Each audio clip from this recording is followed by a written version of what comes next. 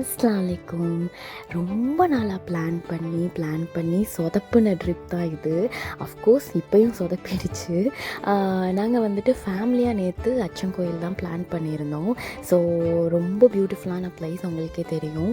அங்கே போகலான்னு சொல்லிட்டு பிளான் பண்ணியிருக்கும்போது அங்கே அலோவ் பண்ண மாட்டேன்ட்டாங்க. சரி ஓகே என்ன பண்ணலான்னு யோசிச்சுட்டு இருக்கும்போது தான் பசிச்சுது. ஸோ லெமன் ரைஸும் சிக்கனும் அம்மா ப்ரிப்பேர் பண்ணியிருந்தாங்க. ரொம்ப நல்லா இருந்தது. அதை சாப்பிட்டுட்டு அப்படி நாங்கள் குண்டா டேம் போயிட்டோம். குண்டா டேமில் பார்த்தா அவ்வளோ வெஹிக்கிள்ஸ் இருந்தது, அவ்வளோ பேர் வந்திருந்தாங்க. அங்கேயுமே யாரையுமே அலோவ் பண்ணல. கிட்டத்தட்ட 45 மினிட்ஸ் நாங்கள் அங்கே வெயிட் பண்ணியிருப்போம். ஸோ அங்கேருந்து என்ன பண்ணலான்னு யோசிச்சுட்டே வரும்போது தான் அடவிநயனார் டேம் பார்த்தோம். இது அடவிநயனார் டேமுக்கும் நம்ம அச்சங்கோயிலேருந்து ரிட்டர்ன் வர்ற அந்த பிளேஸும் அவ்வளோ பியூட்டிஃபுல்லாக இருந்தது. லைக் கொடைக்கானல் ட்ரிப் பிளான் பண்ண மாதிரி இருந்தது. லாஸ்ட்டாக எங்கே போகலான்னு யோசிச்சுட்டே இருக்கும்போது தான் நம்ம அடவிநயனார் டேமுக்கே போயிடலான்னு ரிட்டன் திருப்பி அங்கேயே போயிட்டோம்.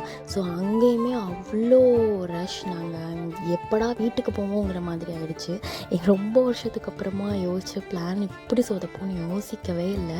பட் நாங்கள் போயிட்டுருக்கும்போதே ரெயின் அந்த மாதிரி நிறைய சினாரியோ இருந்தது. பட் பார்க்குறதுக்கு அவ்வளோ பியூட்டிஃபுல்லாக இருந்தது அந்த பிளேசஸ் எல்லாமே. அண்டு சரி ஓகே என்ன பண்ணுன்னு சொல்லிவிட்டு லாஸ்ட்டாக நாங்கள் அடவி டேமே போய் அங்கே குளிச்சுட்டு ரிட்டன் கிளம்பிட்டோம். தேங்க்யூ ஸோ மச் ஃபார் வாட்சிங்.